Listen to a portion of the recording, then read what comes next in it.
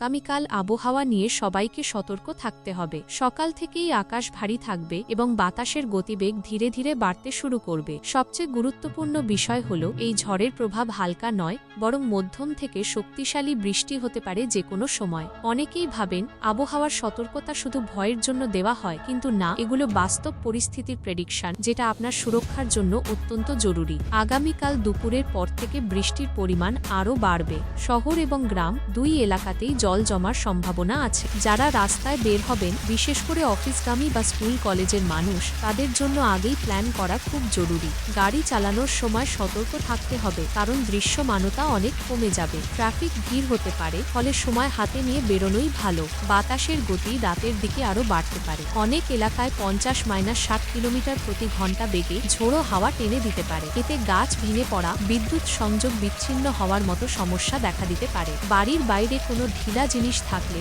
আগে থেকেই সেগুলো নিরাপদে সরিয়ে রাখতে হবে। ছাদের টিন বা জানালার কাঁচ ভালোভাবে বন্ধ আছে কি না এটাও দেখে নেওয়া জরুরি। যারা আগামীকাল ভ্রমণের পরিকল্পনা করেছেন, তাদের সাবধান করা হচ্ছে অপ্রয়োজনীয় ভ্রমণ এড়িয়ে চলুন। ট্রেন ও ফ্লাইট চলাচলে দেরি হতে পারে বা সময় পরিবর্তন হতে পারে, তাই আগেভাগে আপডেট দেখে নেবেন। সমুদ্র উপকূলীয় এলাকায় বসবাসকারীরা বিশেষভাবে সতর্ক থাকুন, কারণ সেখানে জোয়ার বাড়ার সম্ভাবনা বেশি। সবচেয়ে গুরুত্বপূর্ণ বিষয় হল, যে কোনো বড় ঝড় বৃষ্টিতে মানুষ ভুল করে পরিস্থিতিকে হালকাভাবে নেয়, কিন্তু প্রকৃতি কখনো কখনো মুহূর্তেই সিদ্ধান্ত বদলে ফেলে। তাই পরিবারের সবাইকে আগে থেকে জানিয়ে রাখুন, মোবাইল চার্জ করে রাখুন, প্রয়োজনীয় ওষুধ পানি নিজের কাছে রাখুন। নিরাপত্তাই এখানে প্রথম শর্ত।